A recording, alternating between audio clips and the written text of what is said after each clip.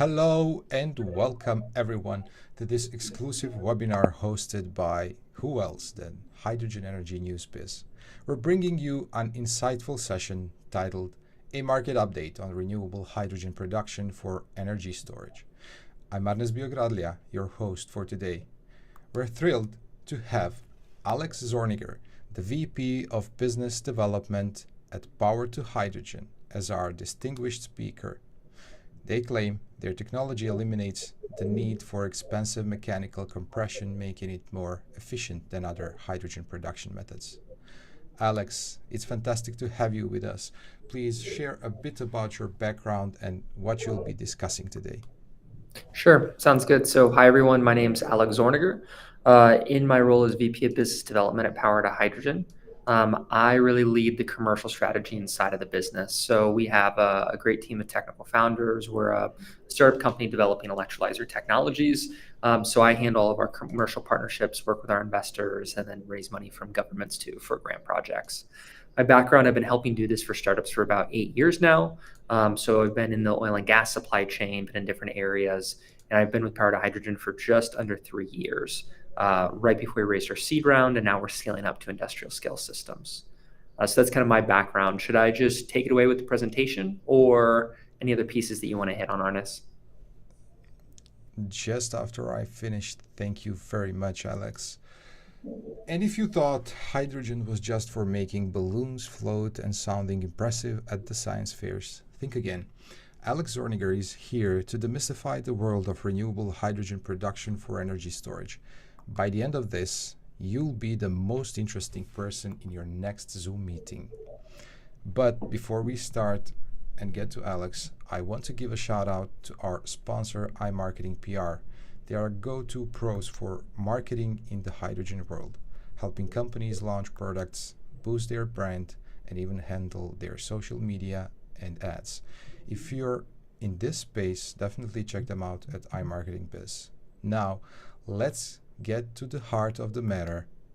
Alex Zorniger will provide a comprehensive market update on renewable hydrogen production for energy storage, from the latest trends to the challenges and opportunities in the sector. Alex has it all covered. Over to Alex. Yeah, thanks for joining everyone. Excited to talk about it. We are, as I said, an electrolyzer OEM. We'll give a little bit more background on our company, but it's really interesting to see the different markets that are developing. Obviously, hydrogen for industrial purposes is a well-developed market, but how can we store and make more use of renewable energy and deploy it at greater scale is a key piece where hydrogen can be valuable. So I'll dive into that a little bit today. Yeah, you can just share the presentation. Yep. Here it is. Enjoy it. Great. Is that coming through okay? Everything perfect works. So I'll go through a little bit of a company overview. I will talk about what's driving some of these long duration energy storage needs. I'm sure you're well versed on that, but I want to hit on that in case anyone isn't. It provides a nice background for the conversation today. Give an update on how that market for long duration energy storage is evolving, what technologies are becoming more popular, what stages those technologies are at. I will give a bit of a policy update, what we've seen this year in the hydrogen space that's been really important for driving the market. Technical considerations on the hydrogen energy storage front, what you want to use potentially for producing the hydrogen from the renewable energy, what you want to use to convert it back to electricity. And then I will talk about some of the key projects we're seeing in the field today that could shape how the industry goes in different directions. Quick overview on Power to Hydrogen. So we are based in Columbus, Ohio in the US. We were founded in 2019 based on some patents we developed through some government projects, including with NASA in the US. So mainly we focus on AEM electrolysis, which stands for anion exchange membrane electrolysis. There's a lot of excitement in the field today about this because it can tie into renewables, but it doesn't need the expensive platinum, iridium, titanium that you would typically get with the PEM electrolyzer. We also have capabilities to go to very high pressure with the electrolyzer. So that's one of the reasons NASA is interested, is we can produce the hydrogen up to 250 bar within the electrolyzer with no mechanical compressor. So it's a real benefit when you need to store the hydrogen for various use cases. So over the course of our company, we've received investment from a few different people, including Shell. Last year and in 2022, we started doing 10 kilowatt system prototypes with large companies like Enel Green Power. So obviously 10 kilowatts is quite small. It's something where you would potentially do, home backup power, something like that. But really, we're moving towards the industrial scale. So this year, we've had a few big updates where we won a large grant project for over $6 million with the U.S. Department of Energy in order to scale up all of our supply chain for hundreds of megawatts of electrolyzers. And then we've also signed our first industrial scale prototype. So we'll be doing a 0.5 megawatt system at the Port of Antwerp in Belgium by the end of this year. So that'll be one of the largest AEM electrolyzers in the world. Obviously, still not at the 100 megawatts that we need it, but it's a new exciting technology. So it's first really starting to get to industrial scale. So that's the background on us. Happy to answer any questions later on, but let's talk about the general hydrogen market. So overall, the need for long duration storage, I think this is interesting. We have lots of projects going on in short duration energy storage, long duration energy storage. The graph on the right was made by the U.S. Advanced Research Project Agency, ARPA-8. And this shows how long of energy storage we need to operate our grid effectively and resiliently, with depending upon what percentage of renewable energy generation we typically have. So in the world, there are areas that run off of more than 13% wind and solar. You're seeing areas like Ireland start to get pretty, heavy into the 20 and 30%. But today, 13% of the world's electricity is produced from wind and solar. So globally, we're still not in the area where we significantly need, these long duration energy storage technologies and use cases in order to operate our grid resiliently.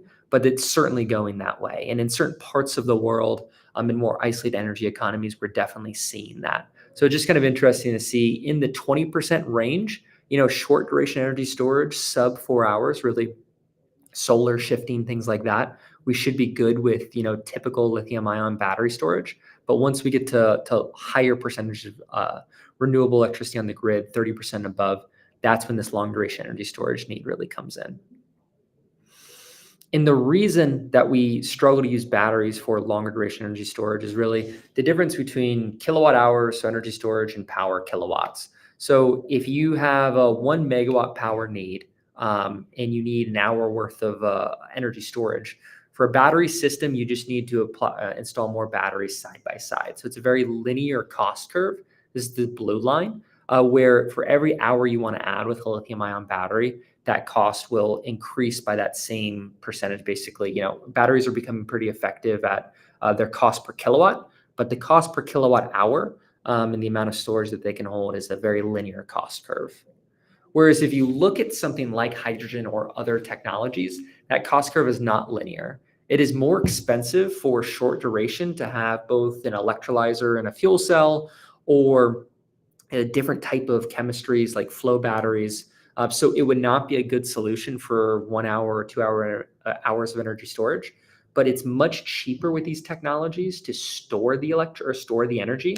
So while it's more expensive, maybe $1,500 per kilowatt for a hydrogen energy storage system for your power rating, the ability to store that power is much cheaper. And so it's much more of a logarithmic curve where it gets better the longer the storage capacity you need. So this is true where it's kind of a decoupling of power and energy pricing. So that's the value of hydrogen energy storage and a lot of other technologies as well.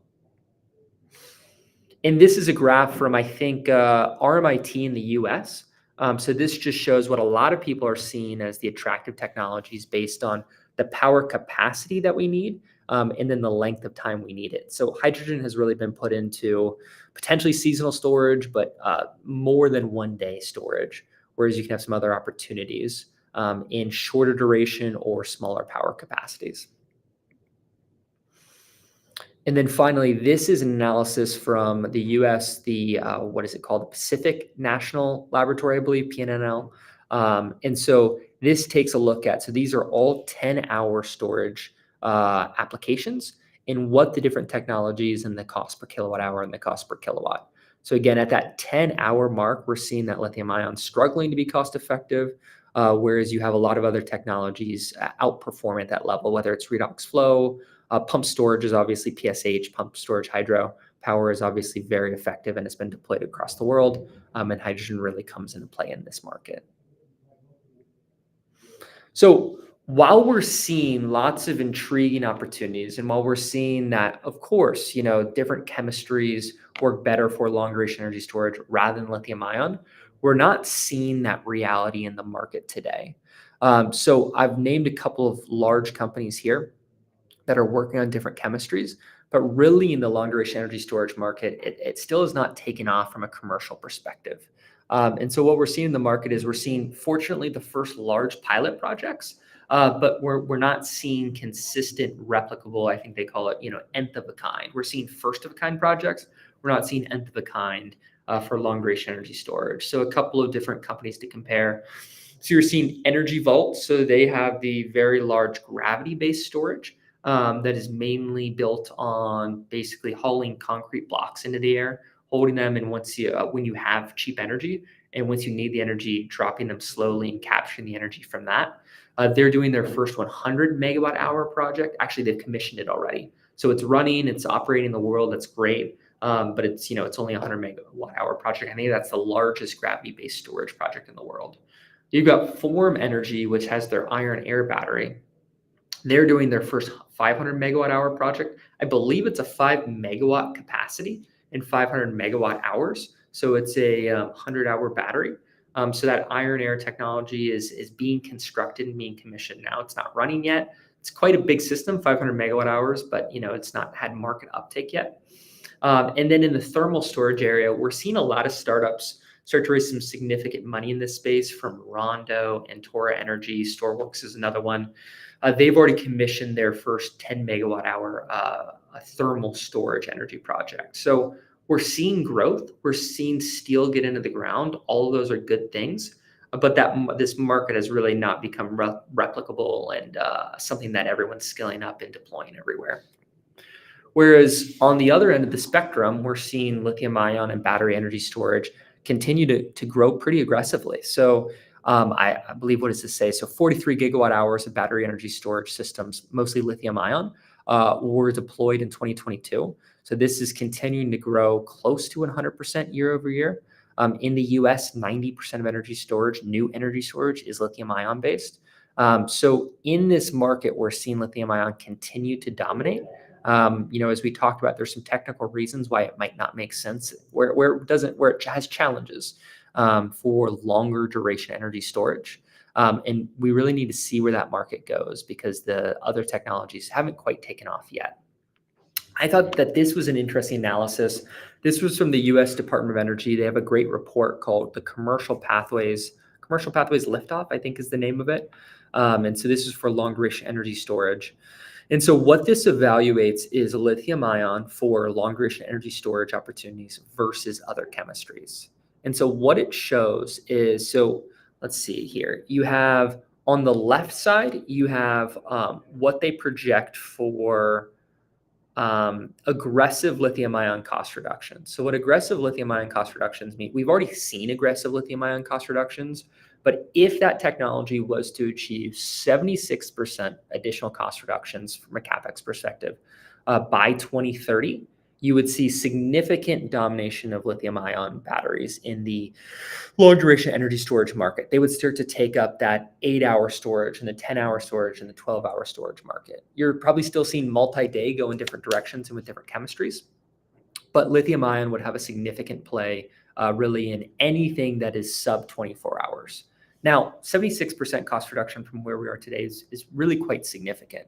I think, depending upon what you're purchasing, we've already seen 70 to 80% CapEx cost reduction. So it's always possible that they can get to this level, but we actually feel that the more moderate cost reductions profile for their growth perspective is a more likely scenario by 2030. Cutting those prices of lithium ion batteries by another 50%, I think, is something realistic to consider rather than the 3/4. And so in this scenario, you see what a lot of people expect, which is lithium ion is great for sub 4 to 6 hour energy storage projects, but anything longer than that, and you're going to need these different chemistries. So it's a really good timing that we're having all these pilot projects for first of a kind for these different chemistries, because by 2030, we strongly believe that you're going to use different chemistries for 10-hour plus energy storage. So that's kind of our opinion on it. And this is what I would critically watch if you're looking at both hydrogen long duration energy storage as well as just long duration energy storage as a whole, is what is the CapEx cost reduction year over year on these lithium ion batteries, because that'll have a significant external impact on how the hydrogen energy storage market grows. So for a hydrogen policy update, here's some of the things we're seeing in the market in 2024 that have had big impacts for how hydrogen will continue to grow. So number one, we talked about, what was that? So in the first slide that I gave, we're talking about how 13% of global electricity is wind and solar today. So that's not a significant amount. That graph that I showed you from RPE would show you that you don't really need significant energy storage at 13% wind and solar. However, based on specific intraday factors, based on different pieces for what the wind is or what the weather has been like over weeks and months, we're already starting to see more need for energy storage than that earlier graph that I would show you would relay. So we're seeing significant spikes in negative electricity prices in different parts of the world. I've shown a map here of Europe, what we're seeing over in last year. So if you look at, so there's the map here, it's showing frequency of negative energy prices. At the bottom, I think, is the important thing to look at, where you're seeing the frequency of those per year. And so you're really starting to see in multiple different markets this start to spike. So even though we don't have over 20% wind and solar on the market, we're seeing significant needs for more energy storage and to be able to store that energy for longer. So I think this is going to be a big driver for long duration energy storage technologies. You're seeing a lot in Europe of development of wind assets in the North Sea. When we talk to those developers, we're seeing a lot of interest for power to X projects. So I think negative electricity prices across the globe ideally will push for longer duration energy storage. On the other end of that spectrum, there's a possibility that it does reduce the return profile for renewables. Hopefully we can get enough storage online so that renewables don't become less of an attractive investment, but more negative electricity prices are going to disincentivize more renewable energy deployment. So these two pieces really have to come along hand in hand in this market for long duration energy storage, and energy storage in general really has to start to grow in order to be able to not overload the grid with renewable energy. Interesting in the hydrogen market, we're also seeing some big updates on subsidies this year. So number one of our opinions is that the 45V rules in the US will be pretty critical for how the market goes and what different directions, at least for hydrogen in North America. So if you've looked into these rules, the initial rulemaking and suggestion for what qualified as renewable energy for US green hydrogen production was fairly restrictive. A lot of industry parties would like it to be a little bit more flexible. So I think that'll be a critical piece. I'm not exactly sure. I was expecting those rules to be finalized this summer, so we'll see where those goes. Another key piece that we've seen recently, we see a lot of interest from Northeast Asia. So we're talking Japan, Korea. They have a need for importing energy, ideally net zero energy. So they're looking at hydrogen and ammonia. What they did recently, specifically Japan, is they have allowed for subsidy stacking. So you can get a significant purchase subsidy for bringing low carbon hydrogen and ammonia into Japan from the Japanese government, but you can also get that from the domestic country where you produce the hydrogen. So you can start to stack these subsidies from different countries, from both the country of origin and the country that you're exporting it to. So this will have a significant impact on the market and potentially really increase returns. We're a belief, obviously, the hydrogen industry needs to get to a point where it doesn't need subsidies. However, the subsidy stacking, I think, will be a really important piece for the market development in 2030 because it certainly improves a lot of project dynamics. On to the technical considerations when you're thinking about hydrogen energy storage. So when we look at hydrogen energy storage, so we're specifically talking about renewable energy storage. So I only really focus in this presentation on electrolyzer technology because that's likely going to be what you turn hydrogen into, or what you turn renewable energy into hydrogen with. There's lots of other ways to make hydrogen, but for this presentation, that's why I only focused on the electrolysis technologies. But what we're seeing in the market today with the different technologies. So alkaline obviously is well known to be a lower cost opportunity.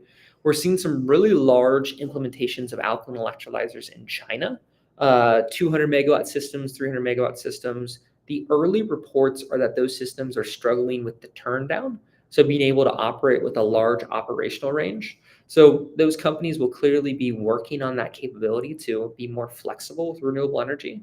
However, they're either going, if they are not able to solve those problems, which it's not a guarantee that they solve those problems, you're going to need to think about hybridizing electrolyzers with battery energy storage systems, which anytime you're hybridizing, there's opportunity for more cost. So while alkaline stacks are lower cost, that balance of plant might be more expensive.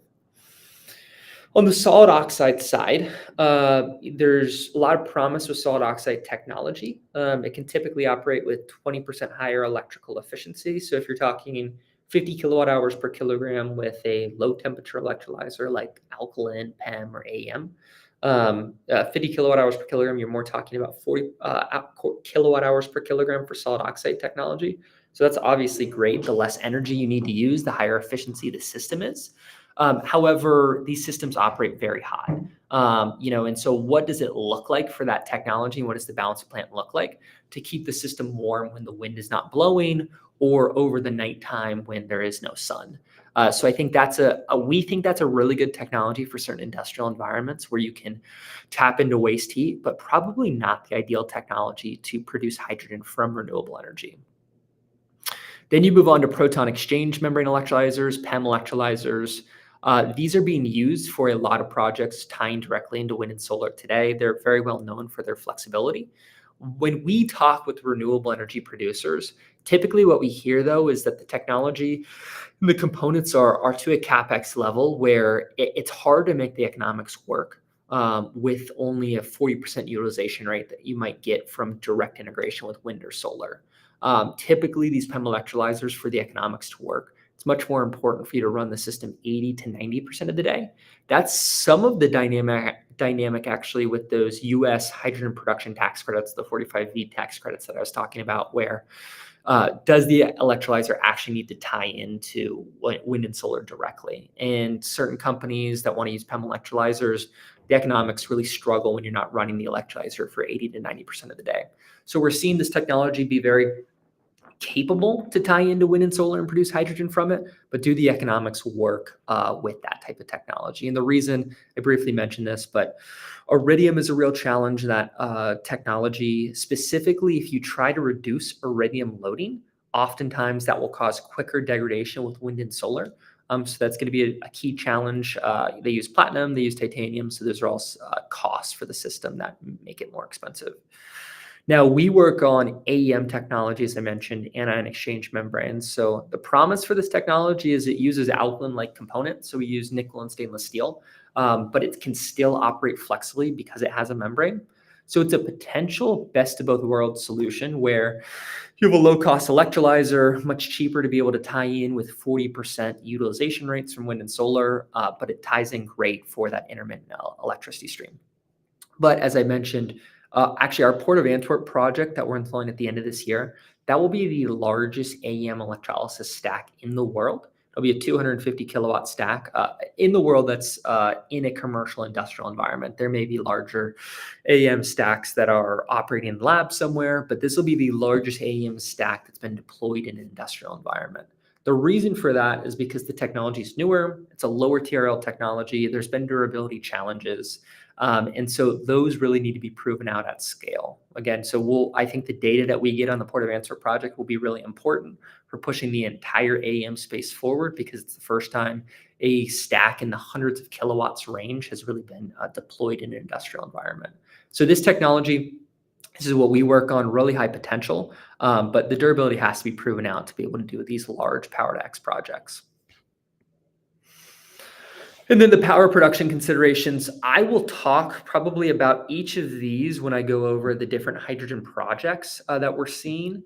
But just for a high level overview, so the stationary fuel cells, we're really seeing these be used in sub 10 megawatt, really in a lot of sub 5 megawatt projects, where round trip efficiency is critical. Stationary fuel cells operate very well in that environment. However, fuel cells are typically quite more expensive than combustion type technologies. So we've seen these be piloted in environments like data centers and things like that, where power quality is really critical. So depending upon the whether you have a high value asset like a data center or critical infrastructure or power quality is really important, these fuel cells can be really valuable for those use cases. We're seeing a lot of growth also in the hydrogen turbine market. There's a lot of people that are trying to run blends into large hydrogen gas turbines that we're currently powering the grid with. So there's a lot of price sensitivity here for the fuel side, but it's really exciting that we're starting to have these turbines where they can be either blended fuel to decarbonize. We have these expensive assets, and so being able to convert them and extend their lifetime where we've already spent lots of money on them, but decarbonize them is really attractive. One of the challenges here they're working on, really scale of fuel needed. So many of these turbines are half a gigawatt, they're a gigawatt, they're 2 gigawatt turbines, or maybe 2 gigawatt kind of power plants. But so the scale of hydrogen electrolyzers that you would need to supply that, it hasn't been done before. A half a gigawatt power plant is probably going to need an electrolyzer that is 1.3, 1.4 gigawatts. Obviously, you're not seeing those anywhere. The largest electrolyzers in the world today are 200 or 300 megawatts. So the scale of fuel that's needed for these hydrogen turbines is massive. So that's a challenge in the industry. One area that we're seeing be really exciting is multi-fuel internal combustion engines. So companies like Generac that typically have diesel generators are working in this space. We're seeing a lot of interest in a company called Mainspring Energy that does linear generators. But so these are generators that today, this same asset can run on natural gas or diesel fuel if that's your choice. But it can be converted. That same asset can actually run on hydrogen as well. So I think this is a really good opportunity for, if there's fuel price sensitivity, it can run on natural gas today, but as hydrogen becomes cheaper, this same asset can be immediately converted over with, I think, a few tweaks. Mainspring there's a period where they have to adjust. There's not like a retrofit kit that they need, but they just have to adjust a few settings on the system. It can't happen instantly. But the ability to convert some of these internal combustion stationary power systems to hydrogen very easily, I think, would be really beneficial for the industry. And then pilot updates, what we're seeing in the market. I mentioned some of those pilot projects, first of a kind for other technologies, gravity, thermal, iron air. Here's what we're seeing in the market for hydrogen energy storage projects, because we haven't reached that point where, it's economically viable consistently, and we're doing multiple of them. We're still in the pilot phase. I think one of the most important projects to keep your eye on is the Delta ACES project in Utah in the United States. So they're really trying to do seasonal storage for this. So this is that great vision where, we produce hydrogen from electrolyzers all day, well, not all day long, whenever the renewable energy is out, but every day we're producing hydrogen. And then we're creating a store where we can run these massive gas turbines off of when we don't have the renewables to be able to deploy. So they're actually replacing the power from an 840 megawatt coal power plant. So as I mentioned, that really needs a massive amount of electrolysis. This specific project only has 200 megawatts of electrolysis, and that's because they'll be running all summer with wind and solar. And then when those assets may not be as strong in the winter, they'll basically have built up a real capacity. So as it says down here, it's 150 gigawatt hour storage capacity. So they will run all year long the electrolyzers. And then whenever the power is not available from the renewables, they can run that gas power plant with the hydrogen that they have. And they're storing the hydrogen in salt caverns. So this is a really interesting project for seasonal energy storage, which I think a lot of people are fairly excited about for hydrogen. And you don't need the electrolyzers to be quite so massive if you're not running them all day. And then the graph on the right is showing what Mitsubishi and Chevron believe to be the timeline where they can. So their goal is to constantly produce $40 per megawatt hour power. And this is the timeline and the blending ratio that they think they can do that on. So 2035 is when it's a 50-50 mix to produce $40 per megawatt hour power. And then they're trying to get to 100% hydrogen before 2050. I think the initial blending rate is about 20% that they're working on. Based on this graph, maybe it's 30%. But so it'll start at 20 or 30% and then progressively get to more hydrogen as they go. So I think this is one of the key projects to keep your eyes on for how this technology for hydrogen long duration storage is doing from an economic feasibility perspective. We're seeing another interesting project. So Energy Vault has kind of pivoted a little bit. So they have their gravity energy storage project or technology, but now they're developing projects with all different types of chemistries and different types of technologies. So they are doing a hybrid system. So it is hydrogen from electrolyzers. Then there's batteries for short duration energy storage and fuel cells for the power generation for long duration storage. So this system, it's not huge. It's kind of on the form battery perspective where it's an 8.5 megawatt system with 293 megawatt hours. So it's a 48 hours of storage. So I think this is an interesting approach. So the hydrogen is stored in storage tanks. That's a nice size, or storage tanks are a good solution for that size of storage. But I think this will be a really interesting one. So this is not a seasonal storage perspective. This is multi-day storage. So this is kind of a flexible hybrid system that has a lot of capabilities to do different things from the lithium ion perspective and doing many of those intraday energy storage activities from solar shifting to demand shifting, whereas it's a highly resilient system because of the hydrogen that it stores.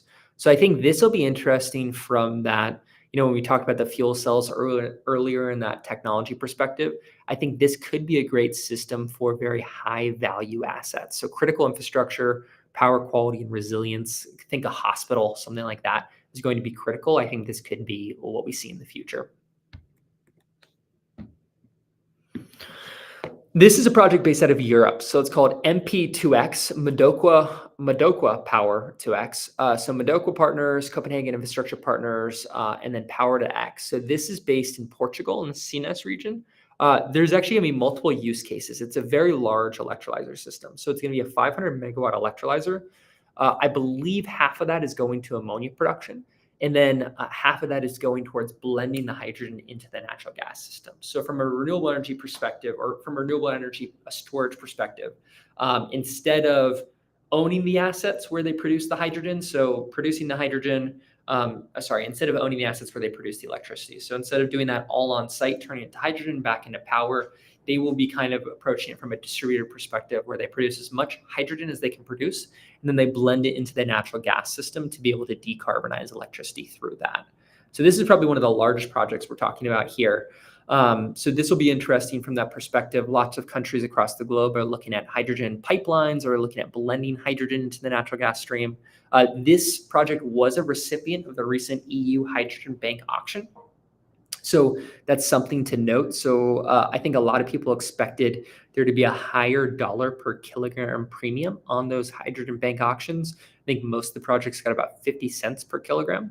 So that'll just be interesting to see how that plays out. The EU just announced their second hydrogen bank auction with, I believe, 50% more funds. So instead of 700 million euro-ish, there's going to be 1.2 million euro up for grabs. So we'll see if the premium for or the subsidy for this clean hydrogen being produced is going to be larger or how that evolves over time. But so this is one of the largest scale projects of hydrogen blending that people are looking at. And then this project is smaller, but I thought it was interesting because it's a different use case. So this is based in Western Australia. So Horizon Power is the utility in Western Australia. And then you have ARENA, which is I don't know the exact acronym. It's probably like Australian Renewable Energy Association, roughly. But so ARENA is doing this project in Western Australia where this is actually baseload power. So we talked about how the project in Utah can use smaller electrolyzers because it's producing the hydrogen over time and storing the hydrogen over time. This system needs, for the use case, from a ratio perspective, larger electrolyzers because the hydrogen that is produced is being used all day long to be able to produce the power. So it's baseload power. So they have electrolyzers around 350 kilowatts. They're doing the power from fuel cells. I think where this comes into play is with remote communities. So when you're off grid or don't have great access to typical grid utilities, I think this can be a really interesting use case. We're seeing a lot of interest from mining facilities and things like that that are in remote areas to be able to run their mines, run their production processes consistently 100% of the day with hydrogen. So powered by renewable energy, but basically creating a resilience to it. So I think this is an interesting use case for high value opportunities that are not connected to utilities. I think these will always be smaller, probably sub 5 megawatts, but it's interesting to see this project. Now, I talked a lot about power to power. So hydrogen from electrolyzer to renewable energy and how do we convert that back into electricity? Right here, I have a graph from the DNV, so the large maritime doing all sorts of different things in the energy transition. This is how they expect hydrogen production to go by sector. And the reason I included this is because if you see up here, it's either navy blue or it's black, but electricity and heat generation, they expect to be quite a small portion of hydrogen use cases in the future. Much larger, they expect to be the production of e-fuels, which is that kind of periwinkle blue color, and then ammonia as a fuel. So that's that seafoam green kind of color. And so I think this is an interesting thing to note. If we're talking about hydrogen for renewable energy storage, we need to talk about hydrogen carriers and how it might not always be power to power in the same spot. It might be power to hydrogen, and then we turn it into a carrier and we transport it. So that's kind of what they're looking at in the Japan and Korea opportunities, importing much of this energy as ammonia. Now, I don't think we can ignore that when we're talking about storing renewable energy through hydrogen. So in this space, what we're seeing some really big projects. So JERA, the largest electricity producer in Japan, is working on decarbonizing their thermal power plants with ammonia. So they recently tested a 20% ammonia blend. It's a 4.1 gigawatt thermal plant. I couldn't find the numbers as far as did they actually run the entire 4.1 gigawatts off of 20% ammonia. That would be a massive amount. But this is one of the biggest projects where we're seeing power production with ammonia, which is driven by the green hydrogen economy. So I think this is an interesting project to see. Lots of Japanese companies are moving pretty aggressively into this space. And then finally, on that same, talking about hydrogen carriers, we haven't seen many projects as far as the e-methane space. So synthetic fuels are taking hydrogen, combining it with captured CO2 and you can make gasoline. There's a lot of electrofuels that are going into planes that people are talking about for sustainable aviation fuels, or you can turn it into e-methane or e-natural gas. So we're seeing lots of interest and excitement in this area. You'll notice that many of these companies are Japanese again that are focused on this. They're really thinking about how can we import low carbon energy into our countries. So I think e-natural gas needs to be, we need to keep an eye on it, although there are not large pilot projects going on yet in this space. But I think there are some major players in the industry that are looking at it. So just for my conclusion for the last slide, so what we're seeing in the hydrogen renewable energy storage space, we are definitely still in the pilot phase. Fortunately, we're doing quite large pilots. We're getting to close to gigawatt scale pilots with that ACES project, with the MP2X, but we are still in the pilot phase. We're still in the first of a kind at that scale. I would keep my eyes on the Delta ACES project. I think that's one of the more realistic use cases that we're seeing for seasonal storage and running that electrolyzer all day to be able to get that utilization rate, but not needing the massive 5 gigawatt electrolyzer to be able to power a thermal power plant. And then we're seeing lots of updates on the policy side where subsidy stacking, power to X are going to have a big play in the future. If you're looking to invest in the hydrogen energy storage space, keep your eyes on the cost curves for lithium ion batteries. I think that's going to be a key piece. And then finally, just generally, based on those European numbers, negative prices, we need to develop long duration energy storage assets hand in hand with renewables, or renewables are going to become less attractive to develop. And I don't think many of us want that. So those are some of our key takeaways in the renewable energy and hydrogen space. So thanks for listening. I think we have some time for questions. I guess I'll stop sharing and Arnis can take over from here. Thank you, Alex, for that enlightening presentation. If your brain isn't buzzing with the new hydrogen knowledge, you might need a refill. Now, we'll open the floor for your questions. If you have any questions for Alex, please type them into the Q&A box, DMs, or just email it to us at info@energynews.biz. We will return after the short break. NextEye Booster is a scale-up program that helps early-stage, most promising startups focusing on green hydrogen scale their solution at industrial level. Power to Hydrogen is one of the first startups that we collaborate with out of the NextEye Booster program. We make electrolyzers that can produce green hydrogen. What it does is just takes water and electricity and it makes hydrogen. Our technology is specifically designed to pair well with renewable energy and do it better. This is a great example of a collaboration with the startups that had a great idea, had a proof of concept already, like on a small scale. The next step is to scale it up and build a bigger version that can go out to renewable sites and plug in to the renewable energy and generate hydrogen there. This is what I see as opportunity within NextEye Booster program. You have the chance to really validate the technology with experts, with an help and with scientific partners. We can always give them the expertise that we have. Be involved in a project like this and seeing that this will be a reality and be part of this is completely something amazing. Collaborating at this level is also exciting because this company is doing something very new. The only way is to have big collaboration, the only way to make real innovation. We know that we cannot do this alone, and that's the whole concept of the open innovability. We want to be part of it because we know it's bigger than everybody. We are always pursuing innovation, so it has to be done together.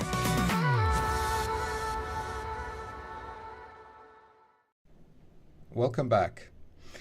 Let's dive into your questions. Our first question for today: what strategies or innovations are being implemented to reduce the cost of renewable hydrogen production and make it more competitive with traditional energy sources? I think that, a lot of people talk about the price of the electrolyzer, the efficiency of the electrolyzer. So we're seeing updates in the solid oxide side on the efficiency of the electrolyzers. Lots of companies are trying to increase the efficiency of their electrolyzers. And then everyone's trying to bring the cost down as far as critical minerals. So on the alkaline side, they already have a fairly low cost system. They're trying to make it more capable of turn down. So being able to operate with a wider operating margin. PEM electrolyzers are trying to reduce the iridium loading. The solid oxide electrolyzers, we don't talk to a ton of those companies, but I assume there's lots of work on the balance of plant to be able to get them to operate a bit more flexibly. And how do we keep them warm? And then the AEM electrolyzers, it's really about proving the durability because it is a low cost technology and it can tie into renewables. So that's on the electrolyzer side.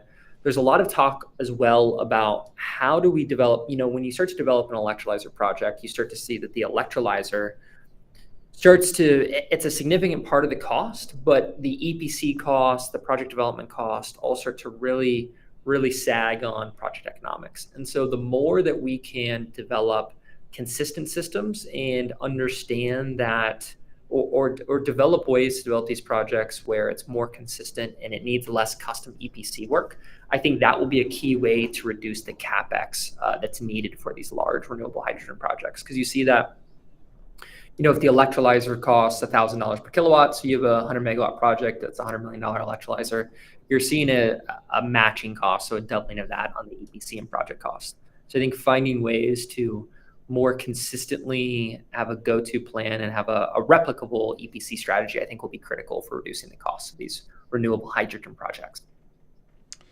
Next question: how current policies and regulations are influencing the growth of the renewable hydrogen sector, and what changes would you like to see?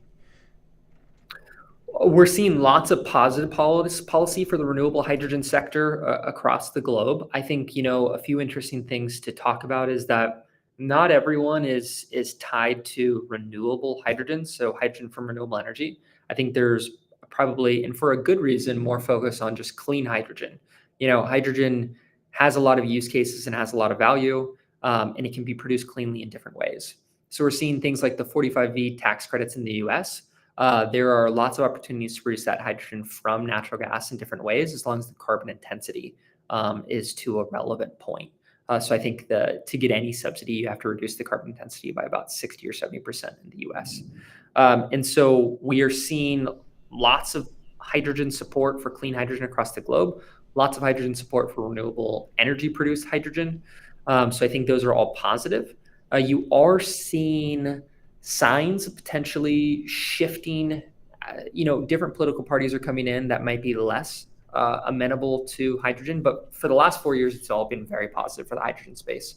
You're seeing in the EU some growth in more right-leaning parties that will likely be less positive to the renewable agenda.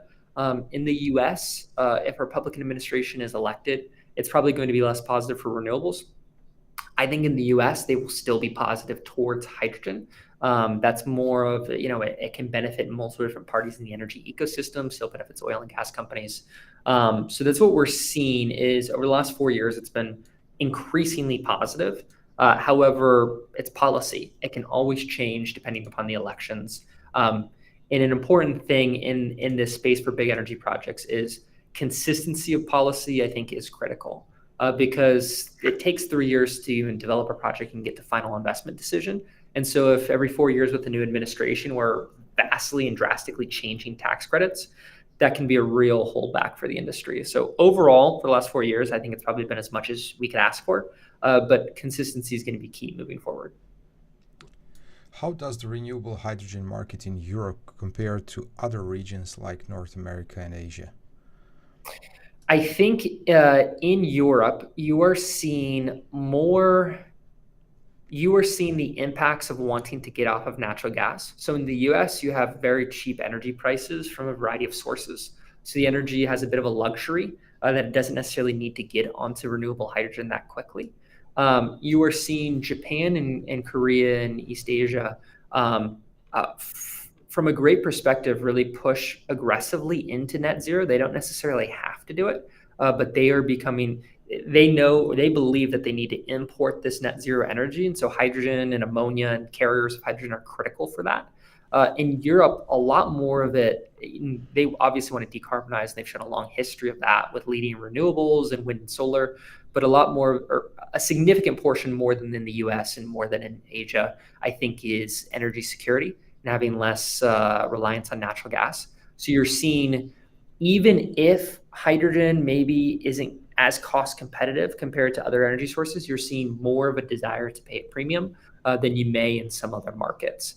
And in the EU, I think it's an interesting perspective because you have so many different energy, I'll just say the word climates, where you've got really affordable renewable electricity prices in the Iberian Peninsula. So it's kind of interesting to see EU wants to use a lot of hydrogen in Central Europe, but that might not be the best place to produce all of that hydrogen. So you're seeing some interesting dynamics on the hydrogen infrastructure and logistics. Where can we produce it to get the lowest cost? But then where do we need it, in building out that whole ecosystem? So I think EU has a lot of incentive to be able to switch to a domestically sourced power, potentially hydrogen produced in Spain and Portugal and the Nordics. We'll see where that goes, but they act like they have more incentive, and it makes sense from a logical perspective. And the final one, what do you foresee as the major milestones for the renewable hydrogen industry in the upcoming decade? I think you have to, and this is kind of there's so many pieces to this answer, but the major milestone is getting to nth of a kind, getting to a point where, depending upon the economics and the location, it consistently makes sense. We're seeing first of a kind pilots that need lots of government subsidy today. We saw that in the past with wind and solar and batteries and things like that. The milestone for hydrogen is getting to a point where we say we've got really great affordable electricity prices in this area. I've spoken about Spain and Portugal a bit, so I'll say that.